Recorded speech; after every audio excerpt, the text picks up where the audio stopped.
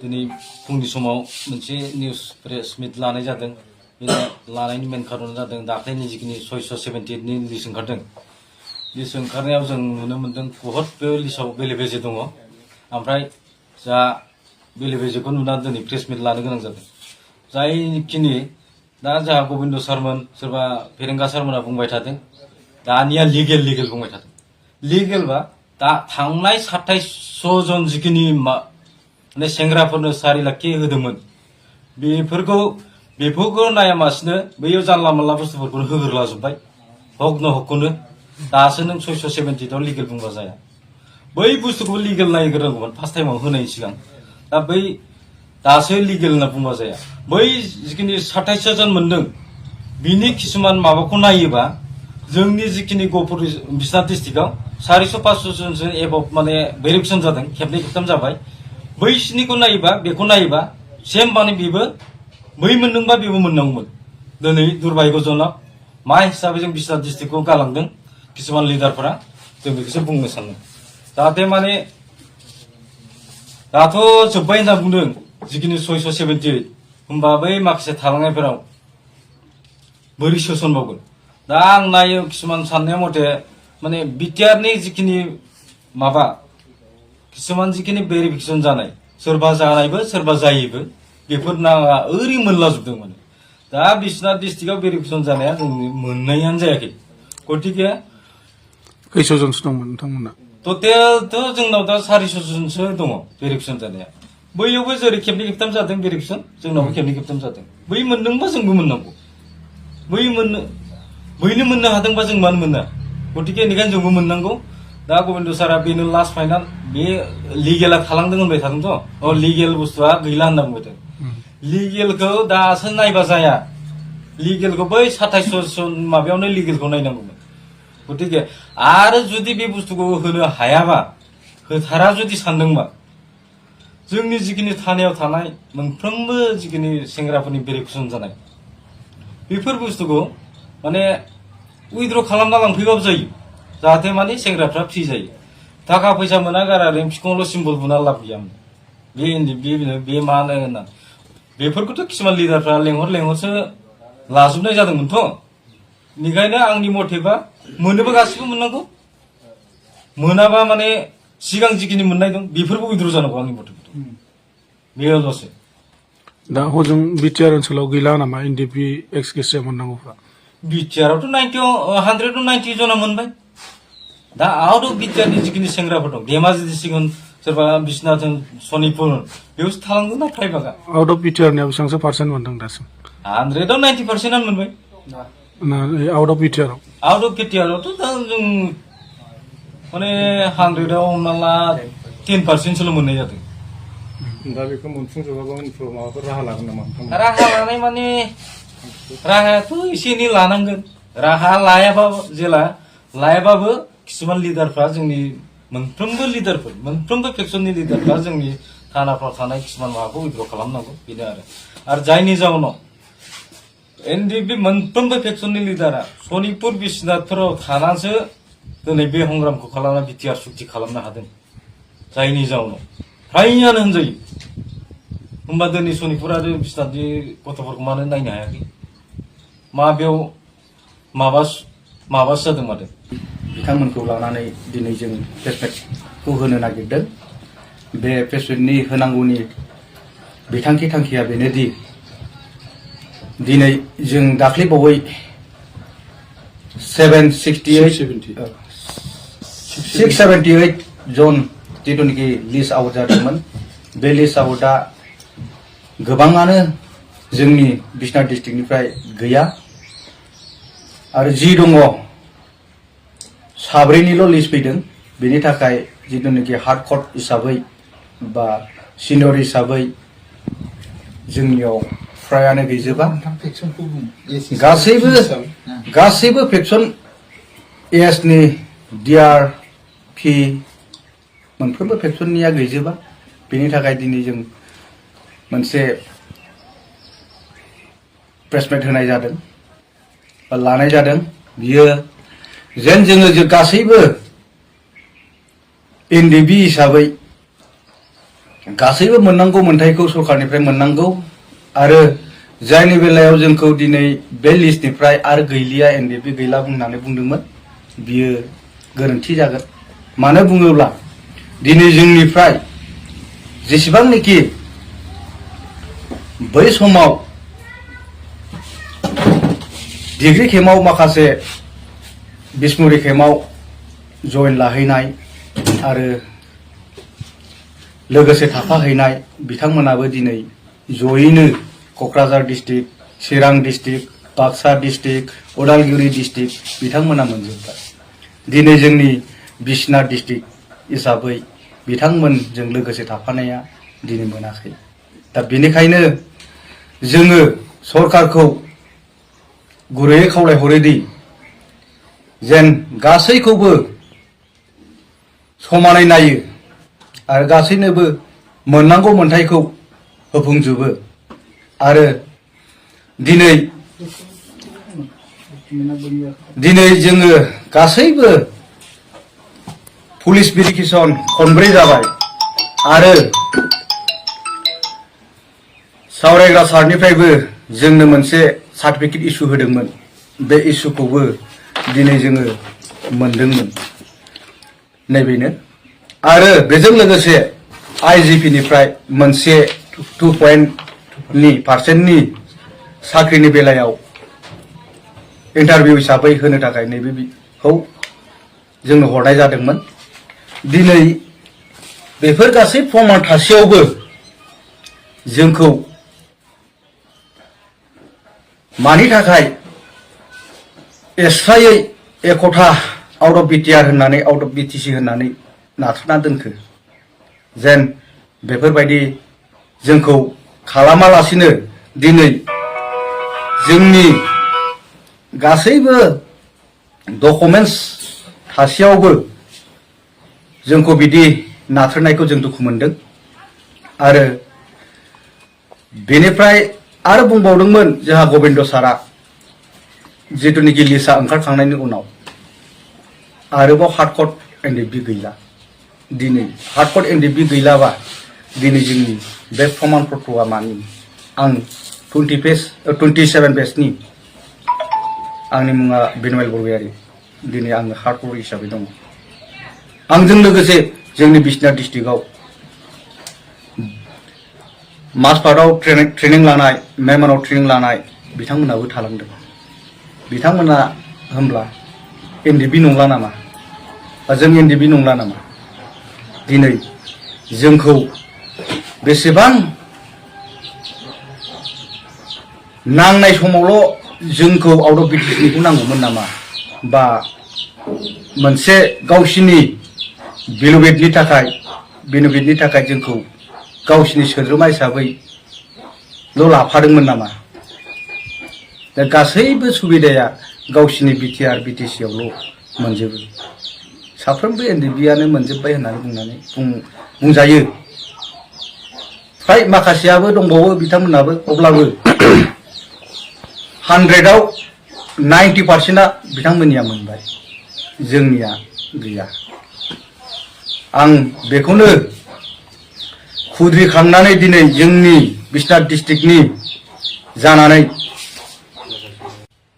आं बेखौनो बुंनो सानो दे जोंनि माखासे दैदेनगिरि लिडारफ्रा गावसिनिखौल' नायब्ला जानाय नङा, गासैखौबो समानै नायनांगोन। जोंनिया आउट अफ बिटिसि हिसाबै बिटिआर हिसाबै जोंनिखौ एकथा हिसाबै दोनबाय थायोब्ला जानाय नङा। जोंखौबो बिथांमोना अनसायनांगोन। इयुनाव जोंबो बिथांमोनखौ मदद होनो हानाय बायदि आरो बिथांमोननि थ्रुयैनो दिनै जों गासैबो खौसेयैनो दङ आरो जों बेबायदिनो माखासे जोंनि मोननांगौ मोनफुङिखौ बेले बेजे माखासे गावसिनिथिंल' फारसे बोबाय थायोब्ला जोंबो खुद्रिखाङो आरो बिग्रायखाङो। आरो बेखौनो आं बुंबावो दे बिथांमोना लिडार हिसाबै नेता हिसाबै साफ्रोम गासैखौबो मोजाङैनो नोजोरै एखे थाइसे मेगनजोंनो बयखौबो नायजोबनांगौ आं बेखौ सानो।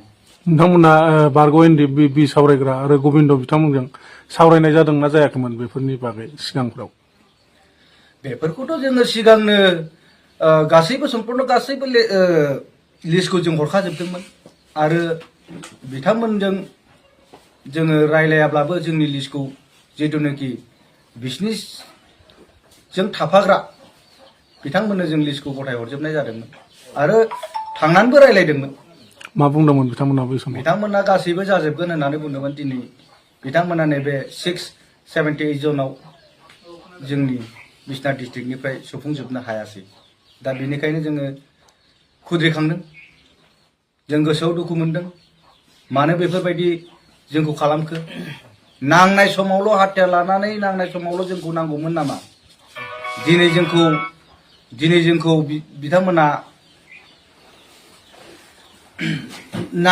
नांनायनि बेलायावल' गावसोरजों लोगोआव लाफादोंमोन नामा? दिनै गावसोरो गाद्दियाव जिरायनो मोननायखाय जोंखौ नागारबाय नामा? दा बेखायनो आं बुङो जे जेनेब्ला बेफोरबायदि दासानथों, बिथांमोनाबो जोंनि फारसे बिथांमोनाबो नायथों आरो बिथांमोनाबो जोंखौ गावसोरनि बायदि समानै नायलांनो थाखाय आं खावलायहरनाय जायो। नोंथांमोननि जिथु नांनानै थानाय केसफोर दा बेफोर माबायदि अबस्थायाव दङ? जोबस्रांबायना जोबस्राङाखै दासिम? बुंनाय बायदि जायो। आंनियाथ' 2010नि केस दासिमबो दं। आं 6 मास जेलाव थादोंमोन।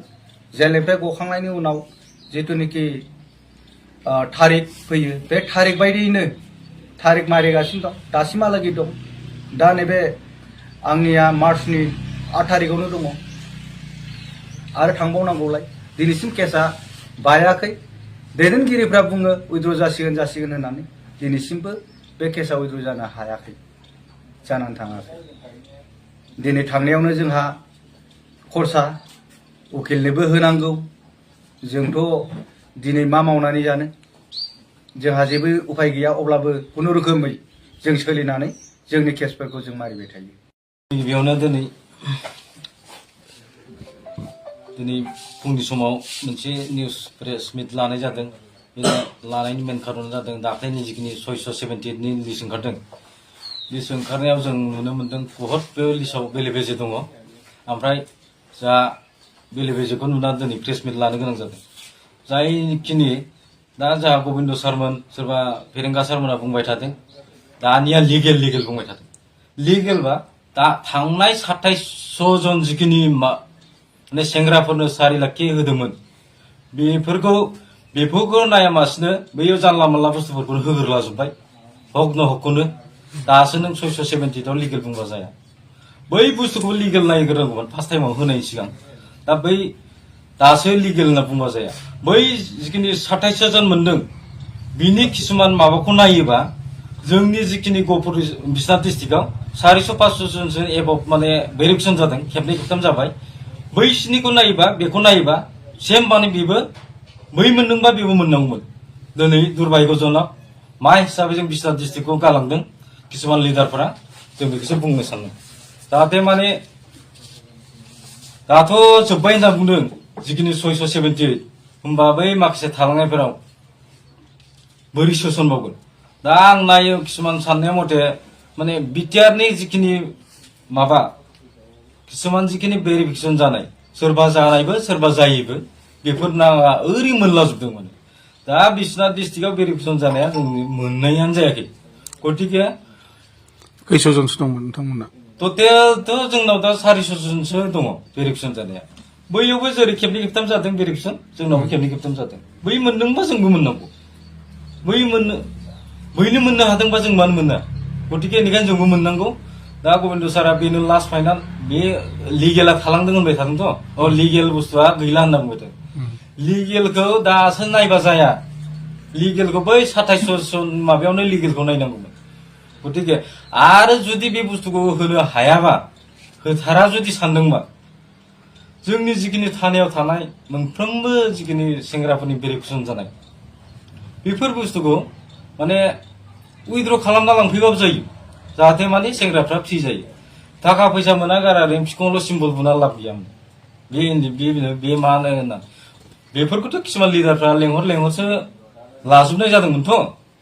बेनिखायनो आंनि मथेबा मोनोबा गासिबो मोननांगौ मोनाबा माने सिगां जिखिनि मोननाय दं बेफोरबो उइद्र जानांगौ आंनि मथे बेल'सो दा हजों बिटिआर ओनसोलाव गैला नामा एनडिपि एक्स केसिया मोननांगौफ्रा बिटिआरआवथ' 190 जना मोनबाय दा आउट अफ बिटिआरनि जिखिनि सेंग्राफोर दं धेमाजि डिस्ट्रिक्ट होन सोरबा बिश्वनाथ होन सनितपुर होन बेयावसो थालांदों ना फ्राय बागा आउट अफ बिटिआरनिया बेसेबांसो पार्सेन्ट मोनदों दासिम 100आव 90% मोनबाय आउट अफ बिटिआरआव आउट अफ बिटिआरआवथ' दा जों माने 100आव हमना ला 10%सोल' मोननाय जादों दा बेखौ मोनफुंजोबाबा उनफ्राव माबाफोर राहा लागोन नामा नोंथांमोना? राहा लानाय माने राहायाथ' एसे एनै लानांगोन राहा लायाबाबो किसुमान लिडारफ्रा जोंनि मोनफ्रोमबो फेक्सननि लिडारफ्रा जोंनि थानाफ्राव थानाय किसुमान माबाखौ उइद्र खालामनांगौ बेनो आरो जायनि जाउनाव एनडिपि मोनफ्रोमबो फेक्सननि लिडारा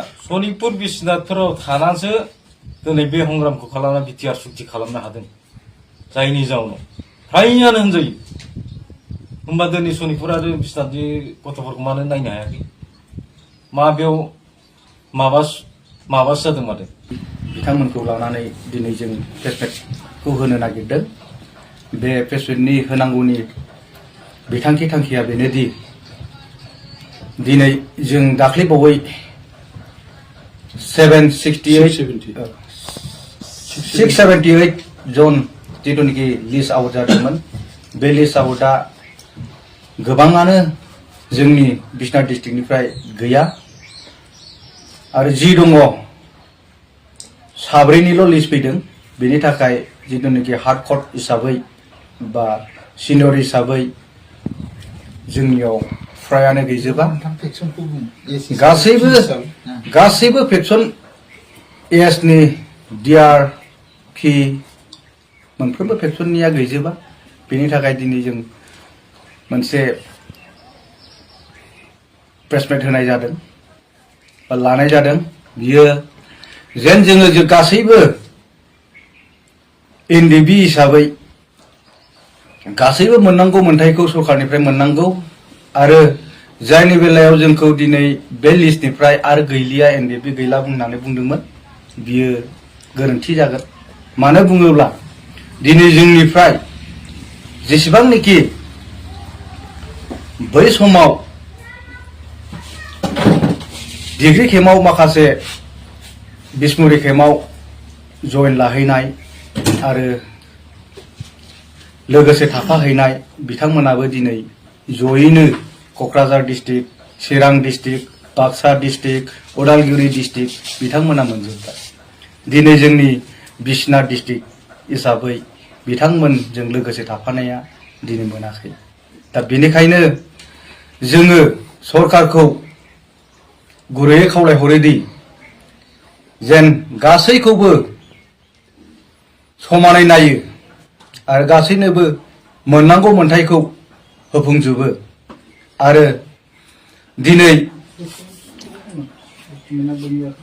जोङो गासैबो पुलिस भेरिफिकेसन खनब्रै जाबाय आरो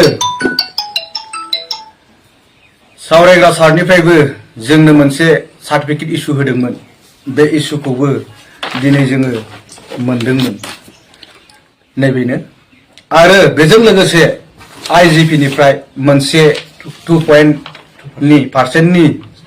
साख्रिनि बेलायाव इन्टारभिउ हिसाबै होनो थाखाय नैबेखौ जोंनो हरनाय जादोंमोन दिनै बेफोर गासै प्रमान थासेयावबो जोंखौ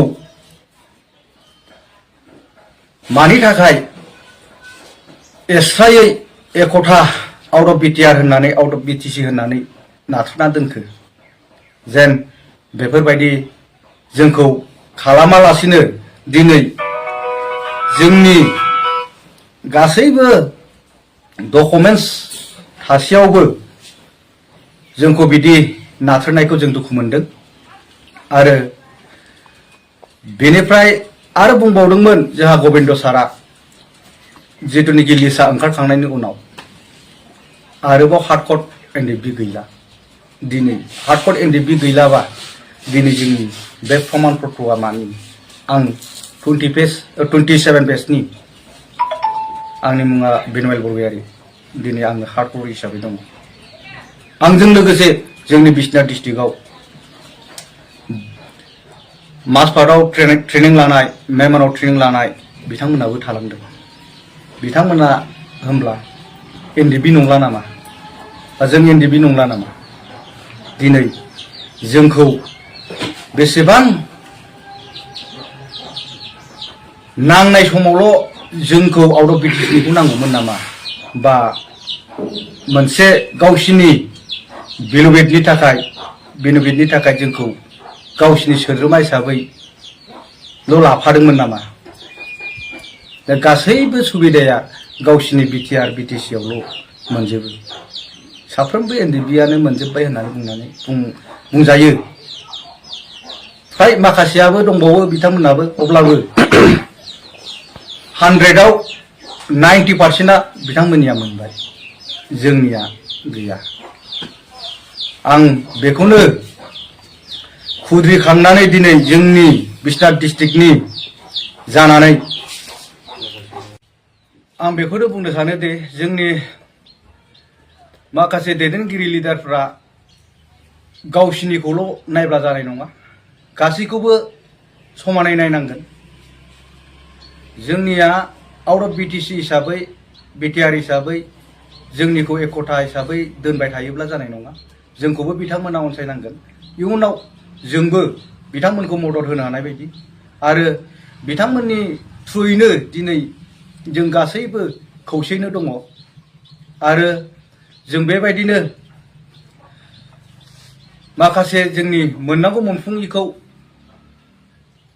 बेले बेजे माखासे गावसिनिथिंल' फारसे बोबाय थायोब्ला जोंबो खुद्रिखाङो आरो बिग्रायखाङो आरो बेखौनो आं बुंबावो दे बिथांमोना लिडार हिसाबै नेता हिसाबै साफ्रोम गासैखौबो मोजाङैनो नोजोरै एखे थाइसे मेगनजोंनो बयखौबो नायजोबनांगौ आं बेखौ सानो नोंथांमोना बारग' एनडिबि सावरायग्रा आरो गबिन्द बिथांमोनजों सावरायनाय जादोंना जायाखैमोन बेफोरनि बागै सिगांफ्राव बेफोरखौथ' जोङो सिगांनो गासैबो सम्पूर्ण गासैबो लिस्टखौ जों हरखाजोबदोंमोन आरो बिथांमोनजों जोङो रायलायाब्लाबो जोंनि लिस्टखौ जिथुनाखि बिसिनिजों थाफाग्रा बिथांमोननो जों लिस्टखौ गथाय हरजोबनाय जादोंमोन आरो थांनानैबो रायलायदोंमोन मा बुंदोंमोन बिथांमोना बै समाव बिथांमोना गासैबो जाजोबगोन होननानै बुंदोंमोन दिनै बिथांमोना नैबे 678 जनाव जोंनि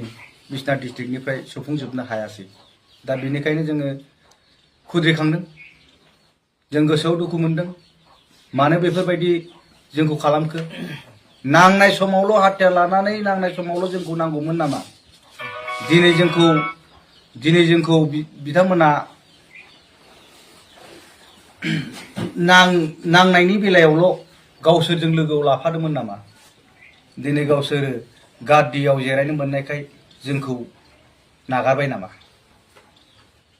दा बेखायनो आं बुङो जे जेनेबा बेफोरबायदि दा सानथों बिथांमोनाबो जोंनि फारसे बिथांमोनाबो नायथों आरो बिथांमोनाबो जोंखौ गावसोरनि बायदि समानै नायलांनो थाखाय आं खावलायहरनाय जायो नोंथांमोननि जिथु नांनानै थानाय केसफोर दा बेफोर माबायदि अबस्थायाव दङ जोबस्रांबाय ना जोबस्राङाखै दासिम बुंनाय बायदि जायो आंनियाथ' 2010नि केस दासिमबो दं आं 6 मास जेलाव थादोंमोन जेलनिफ्राय गखांनायनि उनाव जिथुनाखि थारिख फैयो बे थारिख बायदियैनो थारिख मारिगासिनो दं दासिमहालागै दं दा नैबे आंनिया मार्चनि 8 थारिखआवनो दङ आरो थांबावनांगौलाय दिनैसिम केसा बायाखै दैदेनगिरिफ्रा बुङो उइद्र जासिगोन होननानै दिनैसिमबो बे केसा उइद्र जानो हायाखै जानानै थाङाखै दिनै थांनायावनो जोंहा खरसा उकिलनोबो होनांगौ जोंथ' दिनै मा मावनानै जानो जोंहा जेबो उपाय गैया अब्लाबो खुनुरोखोमै जों सोलिनानै जोंनि केसफोरखौ जों मारिबाय थायो गिबियावनो दिनै फुंनि समाव मोनसे निउस प्रेस मिट लानाय जादों बे लानायनि मेन खारना जादों दाख्लैनि जिखिनि 678नि लिस्ट ओंखारदों लिस्ट ओंखारनायाव जों नुनो मोन्दों बहुद बे लिस्टआव बेले बेजे दङ ओमफ्राय जा बेले बेजेखौ नुनानै दिनै प्रेस मिट लानो गोनां जादों जायखिनि दा जोंहा गबिन्द सारमोन सोरबा फेरेंगा सारमोना बुंबाय थादों दानिया लिगेल बुंबाय थादों लिगेलबा दा थांनाय 27 जन जिखिनि माने सेंग्राफोरनो 4 लाख होदोंमोन बेफोरखौ नायामासिनो बैयाव जानला मोनला बुस्थुफोरखौ होग्रोलाजोब्बाय हक न हकखौनो दासो नों 670 लिगेल बुंबा जाया बै बुस्थुखौ लिगेल नायग्रोनांगौमोन फार्स्ट टाइमाव होनायनि सिगां दा बै दासो लिगेल होनना बुंबा जाया बै जिखिनि 27 जन मोनदों बिनि किसुमान माबाखौ नायोबा जोंनि जिखिनि गहपुर बिश्वनाथ डिस्ट्रिक्टआव 400-500 जनसो एबभ माने भेरिफिकेसन जादों खेबनै खेबथाम जाबाय बैसिनिखौ नायोबा सेम माने बेबो बै मोनदोंबा बेबो मोननांगौमोन दिनै दुर्भाग्यजनक मा हिसाबै जों बिश्वनाथ डिस्ट्रिक्टखौ गालांदों किसुमान लिडारफोरा जों बेखौसो बुंनो सानदों जाहाथे माने दाथ' जोब्बाय होनना बुंदों जिखिनि 678 होमबा बै माखासे थालांनायफोराव बोरै सोसनबावगोन दा आं नायो किसुमान साननाय मथे माने बिटिआरनि जिखिनि माबा किसुमान जिखिनि भेरिफिकेसन जानाय सोरबा जानायबो सोरबा जायैबो बेफोर नाङा ओरै मोनलाजोबदों माने दा बिश्वनाथ डिस्ट्रिक्टआव भेरिफिकेसन जानाया जोंनि मोननायानो जायाखै गतिके खैस'जनसो दंमोन नोंथांमोना टटेलथ' जोंनाव दा 400 जनसो दङ भेरिफिकेसन जानाया बैयावबो जेरै खेबनै खेबथाम जादों भेरिफिकेसन जोंनावबो खेबनै खेबथाम जादों बै मोनदोंबा जोंबो मोननांगौ बैनो मोननो हादोंबा जों मानो मोना गतिके बेनिखायनो जोंबो मोननांगौ दा गबिन्द सारा बेनो लास्ट फाइनाल बे लिगेला थालांदों होनबाय थादोंथ' लिगेल बुस्थुआ गैला होनना बुंबाय थादों लिगेलखौ दासो नायबा जाया लिगेलखौ बै 27 माबायावनो लिगेलखौ नायनांगौमोन गतिके आरो जुदि बे बुस्थुखौ होनो हायाबा होथारा जुदि सानदोंबा जोंनि जिखिनि थानायाव थानाय मोनफ्रोमबो जिखिनि सेंग्राफोरनि भेरिफिकेसन जानाय बेफोर बुस्थुखौ माने उइद्र खालामना लांफैबाबो जायो जाहाथे माने सेंग्राफ्रा फ्रि जायो थाखा फैसा मोना गारा रेम फिखंल' सिम्बल बुना लाब गैयामोन बे मानो होनना बेफोरखौथ' किसुमान लिडारफ्रा लेंहरसो लाजोबनाय जादोंमोनथ' बेनिखायनो आंनि मथेबा मोनोबा गासिबो मोननांगौ मोनाबा माने सिगां जिखिनि मोननाय दं बेफोरबो उइद्र जानांगौ आंनि मथेबा बेल'सो दा हजों बिटिआर ओनसोलाव गैला नामा एनडिपि एक्स केसिया मोननांगौफ्रा बिटिआरआवथ' 190 जना मोनबाय दा आउट अफ बिटिआरनि जिखिनि सेंग्राफोर दं धेमाजि डिस्ट्रिक्ट होन सोरबा बिश्वनाथ होन सनितपुर होन बेयावसो थालांदों ना फ्राय बागा आउट अफ बिटिआरनिया बेसेबांसो पार्सेन्ट मोनदों दासिम 100आव 90% मोनबाय आउट अफ बिटिआरआव आउट अफ बिटिआरआवथ' दा जों माने 100आव हमना ला 10%सोल' मोननाय जादों दा बेखौ मोनफुंजोबाबा उनफ्राव माबाफोर राहा लागोन नामा नोंथांमोना राहा लानाय माने राहायाथ' एसे एनै लानांगोन राहा लायाबाबो किसुमान लिडारफ्रा जोंनि मोनफ्रोमबो फेक्सननि लिडारफ्रा जोंनि थानाफ्राव थानाय किसुमान माबाखौ उइद्र खालामनांगौ बेनो आरो जायनि जाउनाव एनडिपि मोनफ्रोमबो फेक्सननि लिडारा सनितपुर बिश्वनाथफोराव थानासो दिनै बे हंग्रामखौ खालामना बिटिआर सुक्ति खालामनो हादों जायनि जाउनाव फ्रायानो होनजायो होमबा दिनै सनितपुर आरो बिश्वनाथनि गथ'फोरखौ मानो नायनो हायाखै बेयाव माबासो जादों माथो बिथांमोनखौ लानानै दिनै जों प्रेसमेटखौ होनो नागिरदों बे प्रेसमेटनि होनांगौनि बिथांखि थांखिया बेनोदि दिनै जों दाख्लैबावै 678 जन जिथुनिखि लिस्ट आउट जादोंमोन बे लिस्ट आउटआ गोबाङानो जोंनि बिश्वनाथ डिस्ट्रिक्टनिफ्राय गैया आरो जि दङ साब्रैनिल' लिस्ट फैदों बेनि थाखाय जिथुनिखि हार्ड कट हिसाबै बा सिनियर हिसाबै जोंनियाव फ्रायानो गैजोबा गासैबो फेक्सन एसनि डिआर पि मोनफ्रोमबो फेक्सननिया गैजोबा बेनि थाखाय दिनै जों मोनसे प्रेसमेट होनाय जादों बा लानाय जादों बियो जेन जोङो गासैबो एनडिपि हिसाबै गासैबो मोननांगौ मोन्थायखौ सरकारनिफ्राय मोननांगौ आरो जायनि बेलायाव जोंखौ दिनै बे लिस्टनिफ्राय आरो गैलिया एनडिपि गैला बुंनानै बुंदोंमोन बियो गोरोन्थि जागोन मानो बुङोब्ला दिनै जोंनिफ्राय जेसेबांनोखि बै समाव डिग्री केम्पआव माखासे बिसमुरि केम्पआव जइन लाहैनाय आरो लोगोसे थाफाहैनाय बिथांमोनाबो दिनै जयैनो Kokrajhar district, Chirang district, Baksa district, Udalguri district बिथांमोना मोनजोब्बाय। दिनै जोंनि बिश्वनाथ डिस्ट्रिक्ट हिसाबै बिथांमोनजों लोगोसे थाफानाया दिनै मोनाखै।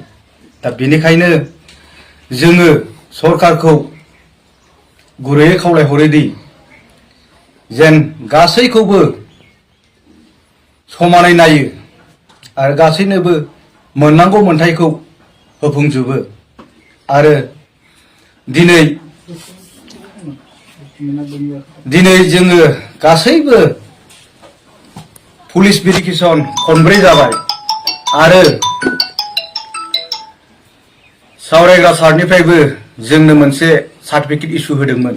बे इसुखौबो दिनै जोङो मोनदोंमोन। नैबेनो आरो बेजों लोगोसे IGP निफ्राय मोनसे 2% साख्रिनि बेलायाव इन्टारभिउ हिसाबै होनो थाखाय नैबेखौ जोंनो हरनाय जादोंमोन। दिनै बेफोर गासै प्रमान थासेयावबो जोंखौ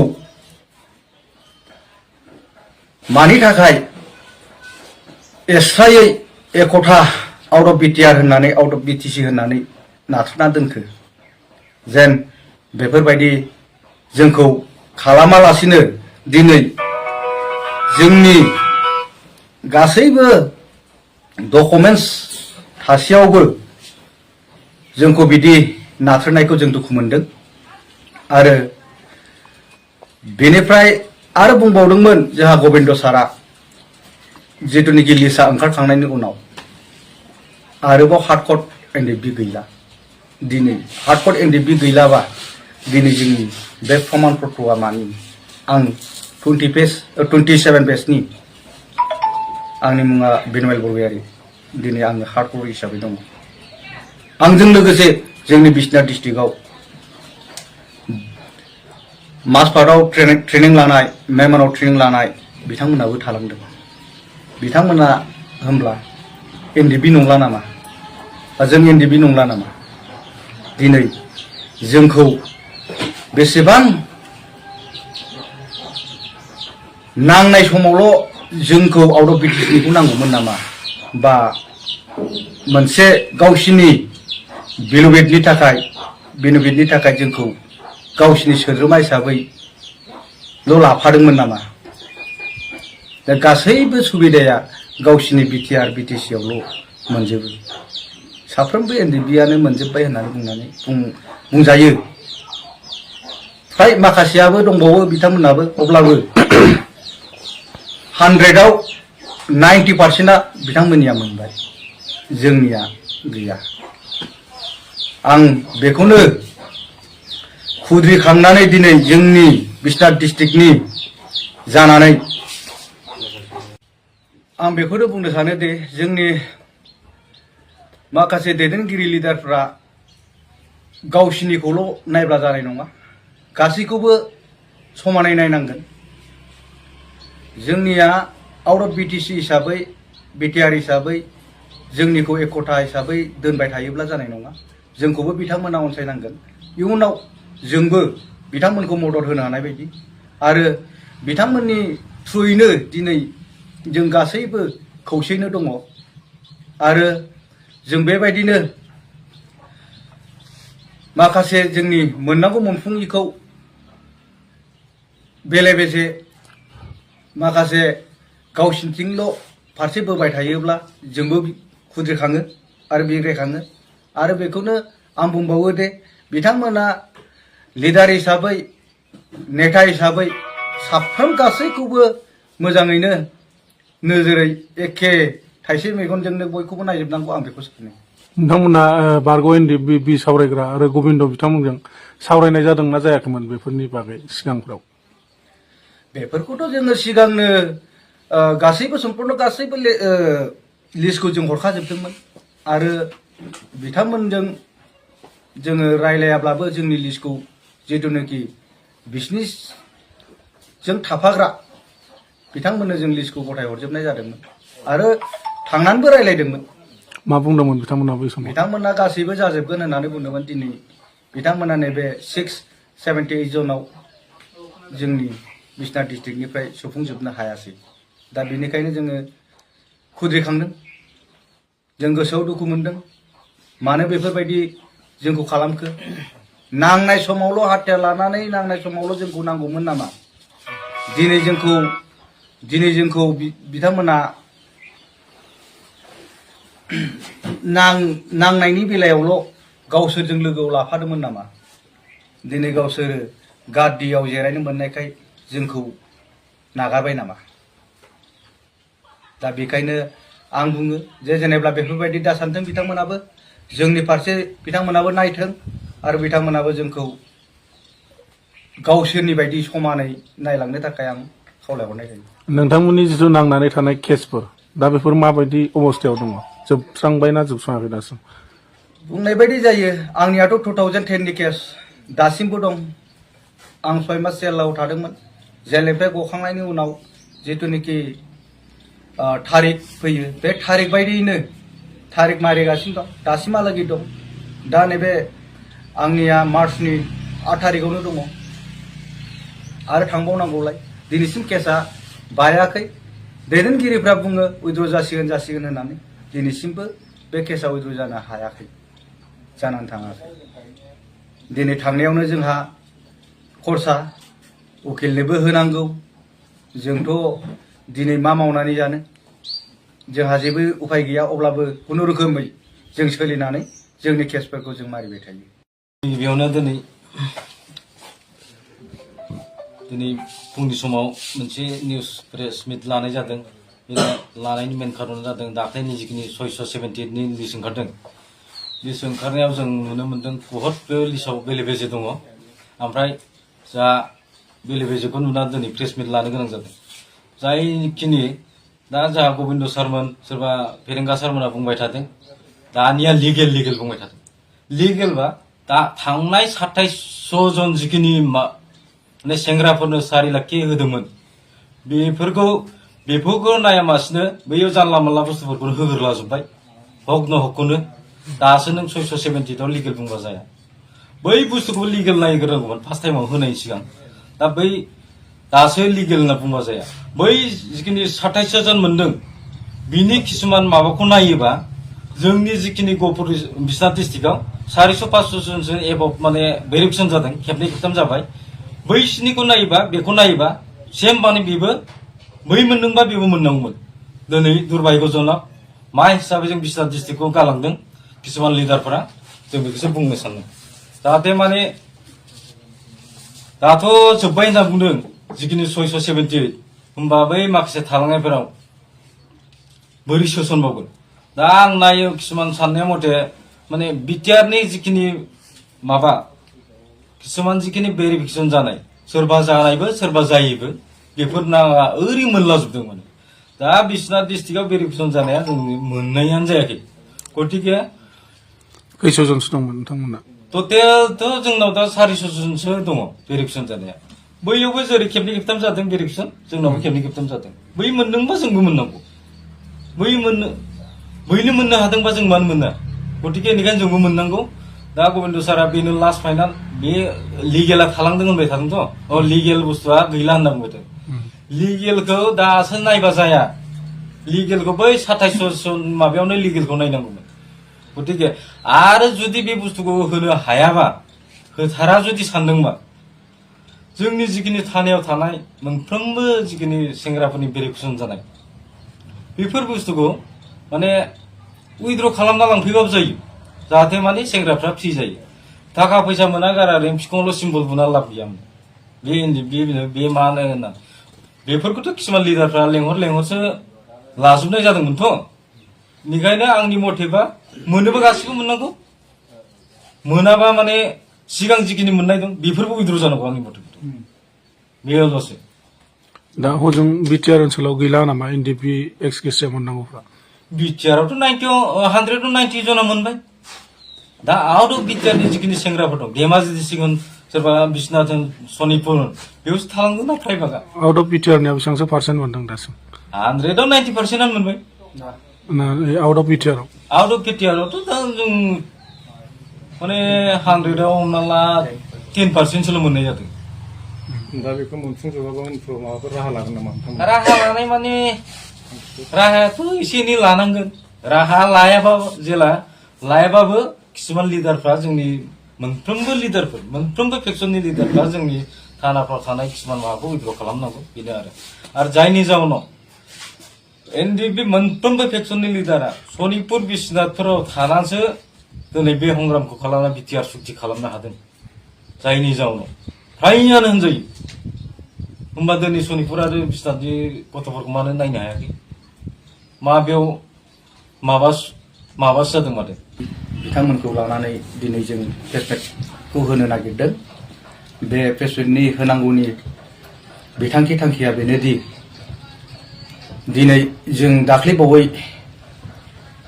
678 जन जिथुनिखि लिस्ट आउट जादोंमोन बे लिस्ट आउटआ गोबाङानो जोंनि बिश्वनाथ डिस्ट्रिक्टनिफ्राय गैया आरो जि दङ साब्रैनिल' लिस्ट फैदों बेनि थाखाय जिथुनिखि हार्ड कट हिसाबै बा सिनियर हिसाबै जोंनियाव फ्रायानो गैजोबा गासैबो फेक्सन एसनि डिआर पि मोनफ्रोमबो फेक्सननिया गैजोबा बेनि थाखाय दिनै जों मोनसे प्रेसमेट होनाय जादों बा लानाय जादों बियो जेन जोङो गासैबो एनडिएफबि हिसाबै गासैबो मोननांगौ मोन्थायखौ सरकारनिफ्राय मोननांगौ आरो जायनि बेलायाव जोंखौ दिनै बे लिस्टनिफ्राय आरो गैलिया एनडिएफबि गैला बुंनानै बुंदोंमोन बियो गोरोन्थि जागोन मानो बुङोब्ला दिनै जोंनिफ्राय जेसेबांनाखि बै समाव डिग्री केम्पआव माखासे बिसमुरि केम्पआव जयेन लाहैनाय आरो लोगोसे थाफाहैनाय बिथांमोनाबो दिनै जयैनो Kokrajhar district Chirang district Baksa district Udalguri district बिथांमोना मोनजोब्बाय दिनै जोंनि बिश्वनाथ डिस्ट्रिक्ट हिसाबै बिथांमोनजों लोगोसे थाफानाया दिनै मोनाखै दा बेनिखायनो जोङो सरकारखौ गुरैयै खावलायहरोदि जेन गासैखौबो समानै नायो आरो गासैनोबो मोननांगौ मोन्थायखौ होफुंजोबो आरो दिनै जोङो गासैबो पुलिस भेरिफिकेसन खनब्रै जाबाय आरो सावरायग्रा सारनिफ्रायबो जोंनो मोनसे सार्टिफिकेट इसु होदोंमोन बे इसुखौबो दिनै जोङो मोनदोंमोन नैबेनो आरो बेजों लोगोसे आइजिपिनिफ्राय मोनसे 2% साख्रिनि बेलायाव इन्टारभिउ हिसाबै होनो थाखाय नैबेखौ जोंनो हरनाय जादोंमोन दिनै बेफोर गासै प्रमाण थासेयावबो जोंखौ मानि थाखाय एक्सट्रायै एकथा आउट अफ बिटिआर होननानै आउट अफ बिटिसि होननानै नाथ्रोना दोनखो जेन बेफोरबायदि जोंखौ खालामालासिनो दिनै जोंनि गासैबो डकुमेन्टस थासेयावबो जोंखौ बिदि नाथ्रोनायखौ जों दुखु मोनदों आरो बेनिफ्राय आरो बुंबावदोंमोन जोंहा गबिन्द सारा जिथुनिखि लिस्टआ ओंखारखांनायनि उनाव आरोबाव हार्डकट एनडिएफबि गैला दिनै हार्डकट एनडिएफबि गैलाबा दिनै जोंनि बे प्रमाण पत्रआ मानि आं 27 पेजनि आंनि मुङा बिन'यल बरगयारी दिनै आङो हार्डकट हिसाबै दङ आंजों लोगोसे जोंनि बिश्वनाथ डिस्ट्रिक्टआव मासपाटआव ट्रेनिं लानाय मेमनाव ट्रेनिं लानाय बिथांमोनाबो थालांदों बिथांमोना होमब्ला एनडिएफबि नंला नामा जों एनडिएफबि नंला नामा दिनै जोंखौ बेसेबां नांनाय समावल' जोंखौ आउट अफ बिटिसिनिखौ नांगौमोन नामा बा मोनसे गावसिनि बेनिफिटनि थाखाय जोंखौ गावसिनि सोद्रोमा हिसाबैल' लाफादोंमोन नामा दा गासैबो सुबिदाया गावसिनि बिटिआर बिटिसिआवल' मोनजोबो साफ्रोमबो एनडिएफबिआनो मोनजोब्बाय होननानै बुंजायो फ्राय माखासेयाबो दंबावो बिथांमोनाबो अब्लाबो 100आव 90%आ बिथांमोननिया मोनबाय जोंनिया गैया आं बेखौनो खुद्रिखांनानै दिनै जोंनि बिश्वनाथ डिस्ट्रिक्टनि जानानै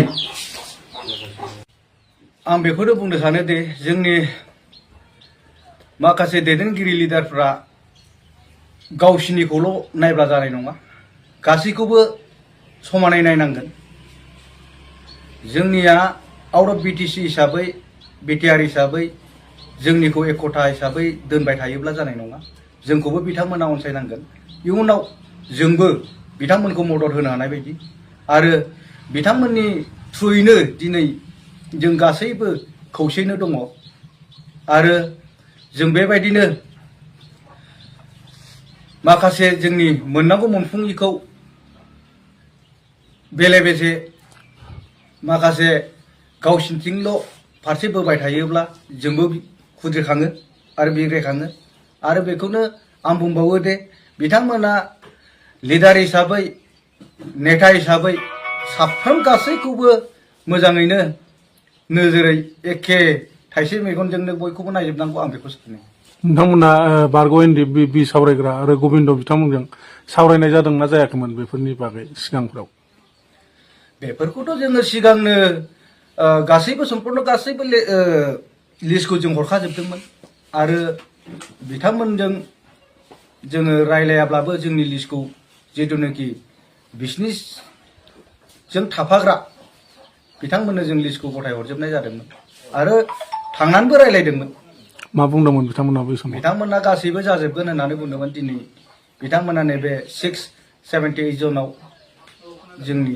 बिश्वनाथ डिस्ट्रिक्टनिफ्राय सफुंजोबनो हायासै दा बेनिखायनो जोङो खुद्रिखांदों जों गोसोआव दुखु मोनदों मानो बेफोरबायदि जोंखौ खालामखो नांनाय समावल' हाथियार लानानै नांनाय समावल' जोंखौ नांगौमोन नामा दिनै जोंखौ बिथांमोना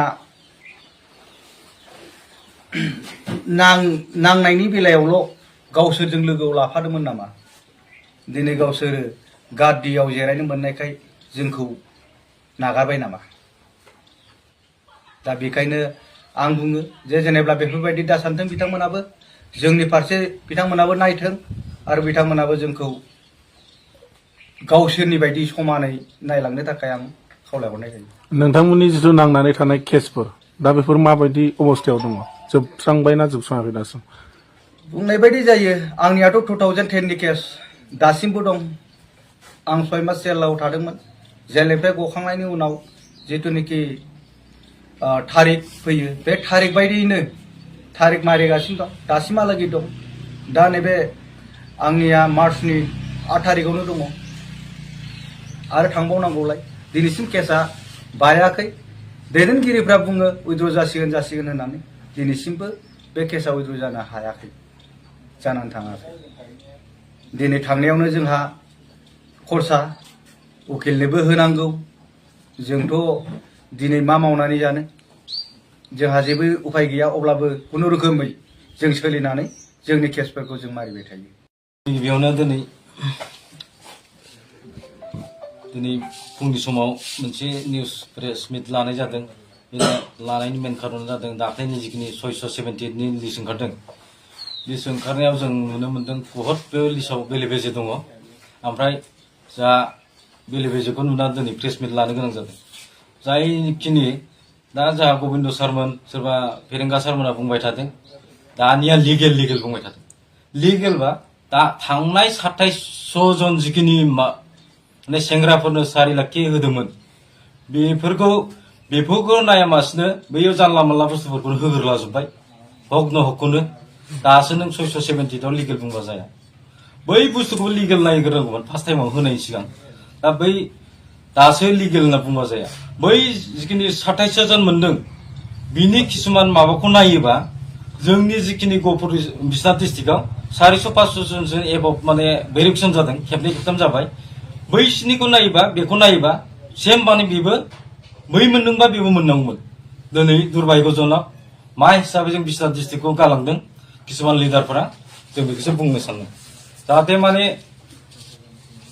दाथ' जोब्बाय होनना बुंदों जिखिनि 678 होमबा बै माखासे थालांनायफोराव बोरै सोसनबावगोन दा आं नायो किसुमान साननाय मथे माने बिटिआरनि जिखिनि माबा किसुमान जिखिनि भेरिफिकेसन जानाय सोरबा जानायबो सोरबा जायैबो बेफोर नाङा ओरै मोनलाजोबदों माने दा बिश्वनाथ डिस्ट्रिक्टआव भेरिफिकेसन जानाया जों मोननायानो जायाखै गतिके खैस'जनसो दंमोन नोंथांमोना टटेलथ' जोंनाव दा 400 जनसो दङ भेरिफिकेसन जानाया बैयावबो जेरै खेबनै खेबथाम जादों भेरिफिकेसन जोंनावबो खेबनै खेबथाम जादों बै मोनदोंबा जोंबो मोननांगौ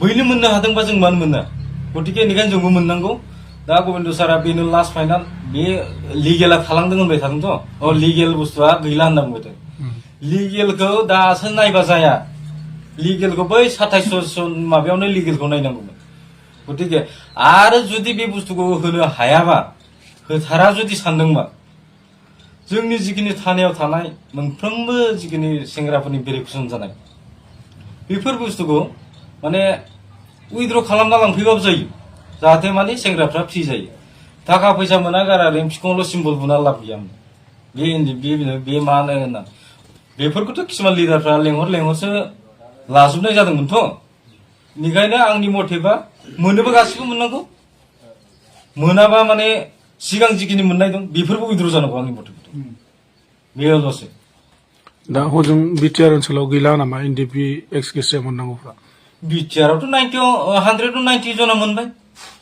दा आउट अफ बिटिआरनि जिखिनि सेंग्राफोर दं धेमाजि डिस्ट्रिक्ट होन सोरबा बिश्वनाथ होन सनितपुर होन बेयावसो थालांदों ना प्राइभागा आउट अफ बिटिआरनिया बेसेबांसो पार्सेन्ट मोनदों दासिम 100आव 90% मोनबाय out of BTR out of बिटिआरआवथ' दा जों माने 100आव हमना ला 10%सोल' मोननाय जादों दा बेखौ मोनफुंजोबाबा उनफ्राव माबाफोर राहा लागोन नामा नोंथांमोना राहा लानाय माने राहायाथ' एसे एनै लानांगोन राहा लायाबाबो किसुमान लिडारफ्रा जोंनि मोनफ्रोमबो फेक्सननि लिडारफ्रा जोंनि थानाफ्राव थानाय किसुमान माबाखौ उइद्र खालामनांगौ बेनो आरो जायनि जाउनाव एनडिपि मोनफ्रोमबो फेक्सननि लिडारा सनितपुर बिश्वनाथफोराव थानासो दिनै बे संग्रामखौ खालामना बिटिआर सुक्ति खालामनो हादों जायनि जाउनाव फ्रायानो होनजायो होमबा दिनै सनितपुर आरो बिश्वनाथनि गथ'फोरखौ मानो नायनो हायाखै बेयाव माबासो जादों माथो बिथांमोनखौ लानानै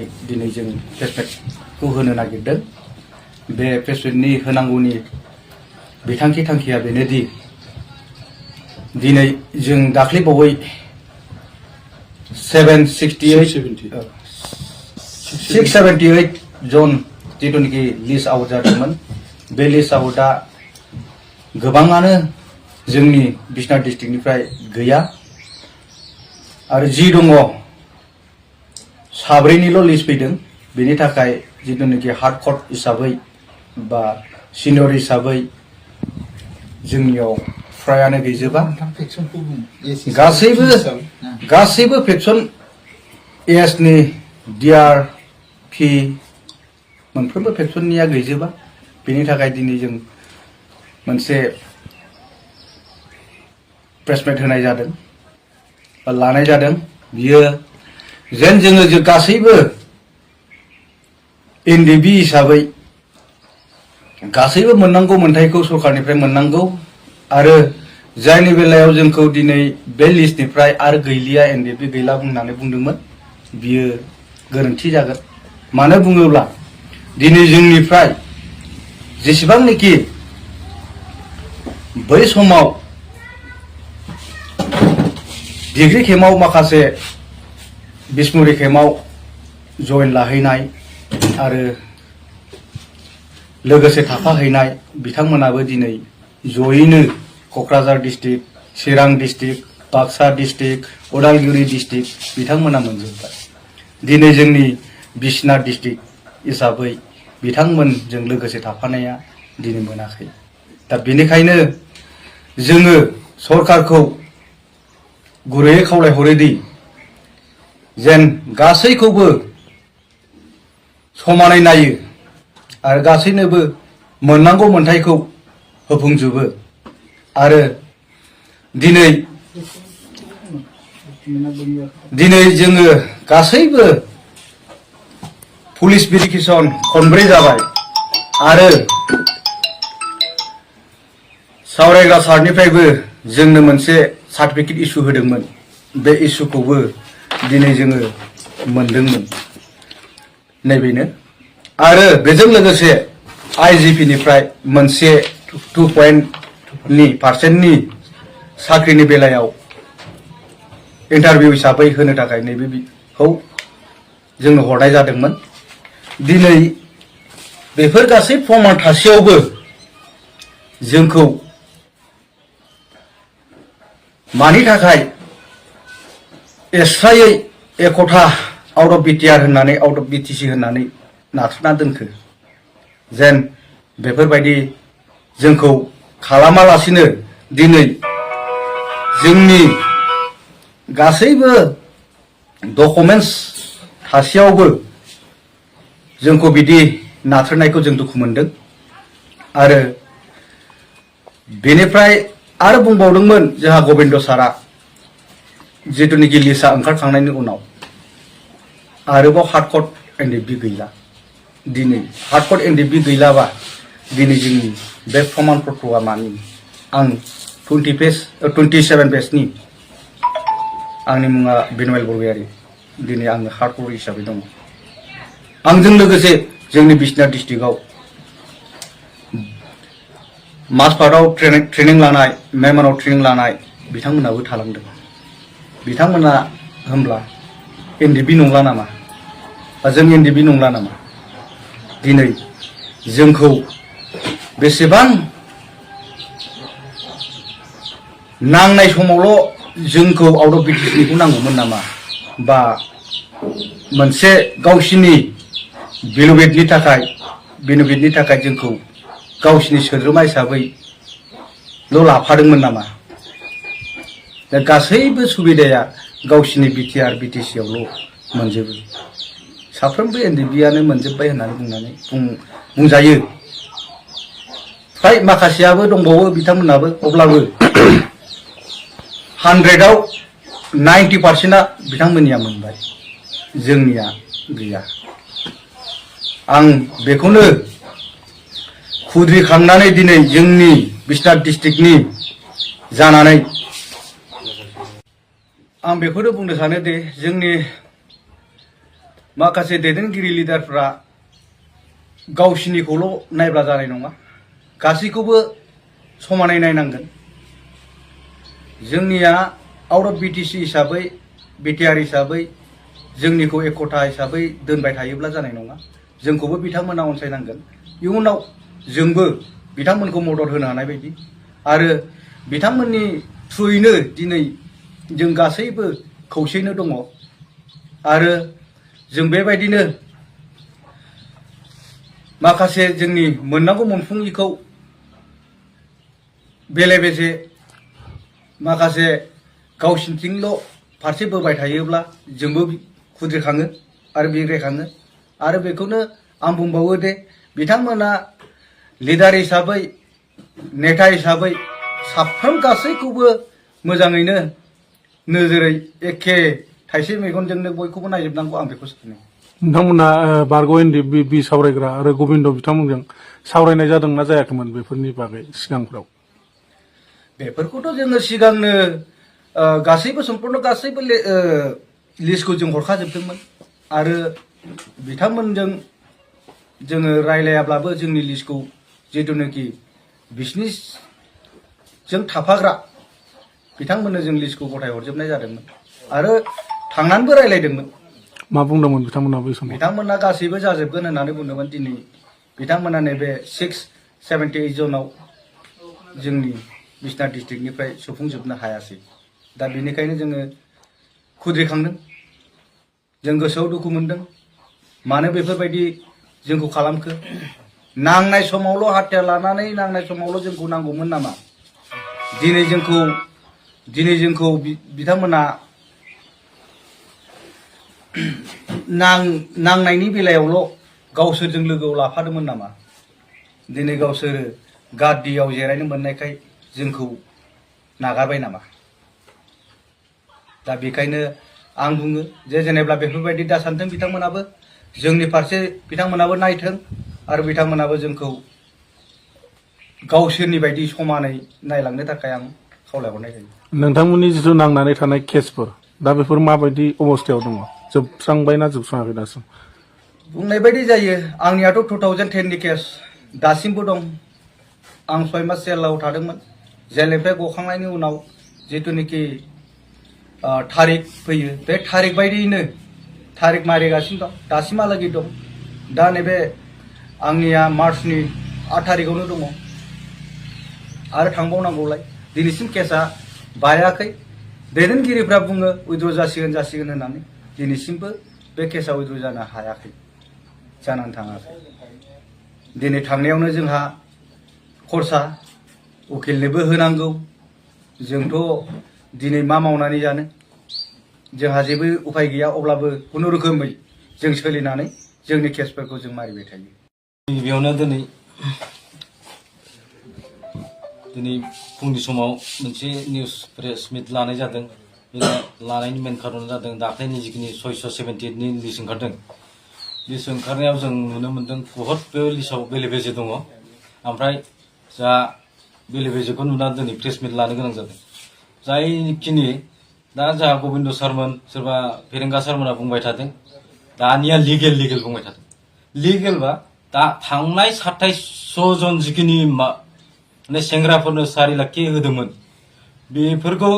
बेफोरखौ नायामासिनो बैयाव जानला मोनला बुस्थुफोरखौनो होग्रोलाजोब्बाय हकनो दासो नों 670 लिगेल बुंबा जाया बै बुस्थुखौ लिगेल नायग्रोनांगौमोन फार्स्ट टाइमाव होनायनि सिगां दा बै दासो लिगेल होनना बुंबा जाया बै जिखिनि 27 जन मोनदों बिनि किसुमान माबाखौ नायोबा जोंनि जिखिनि गहपुर बिश्वनाथ डिस्ट्रिक्टआव 400-500 जनसो एबभ माने भेरिफिकेसन जादों खेबनै खेबथाम जाबाय बैसिनिखौ नायोबा सेम माने बेबो बै मोनदोंबा बेबो मोननांगौमोन दिनै दुर्भाग्यजनक मा हिसाबै जों बिश्वनाथ डिस्ट्रिक्टखौ गालांदों किसुमान लिडारफोरा जों बेखौसो बुंनो सानदों जाहाथे माने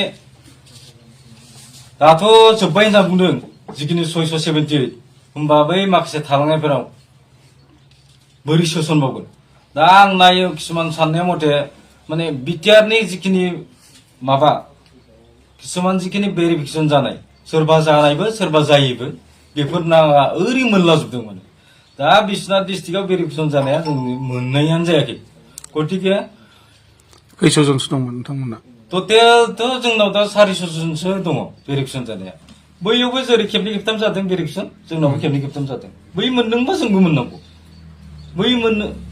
बैनो मोननो हादोंबा जों मानो मोना गतिके बेनिखायनो जोंबो मोननांगौ दा गबिन्द सारा बेनो लास्ट फाइनाल बे लिगेला थालांदों होनबाय थादोंथ' लिगेल बुस्थुआ गैला होनना बुंबाय थादों लिगेलखौ दासो नायबा जाया लिगेलखौ बै 2700 माबायावनो लिगेलखौ नायनांगौमोन गतिके आरो जुदि बे बुस्थुखौ होनो हायाबा होथारा जुदि सानदोंबा जोंनि जिखिनि थानायाव थानाय मोनफ्रोमबो जिखिनि सेंग्राफोरनि भेरिफिकेसन जानाय बेफोर बुस्थुखौ माने उइद्र खालामना लांफैबाबो जायो जाहाथे माने सेंग्राफ्रा फ्रि जायो थाखा फैसा मोना गारा रेमसिखौल' सिम्बल बुना लाब गैया बे मानो होनना बेफोरखौथ' किसुमान लिडारफ्रा लेंहरसो लाजोबनाय जादोंमोनथ' बेनिखायनो आंनि मथेबा मोनोबा गासिबो मोननांगौ मोनाबा माने सिगां जिखिनि मोननाय दं बेफोरबो उइद्र जानांगौ आंनि मथेबा बेल'सो दा हजों बिटिआर ओनसोलाव गैला नामा एनडिपि एक्स केसिया मोननांगौफ्रा बिटिआरआवथ'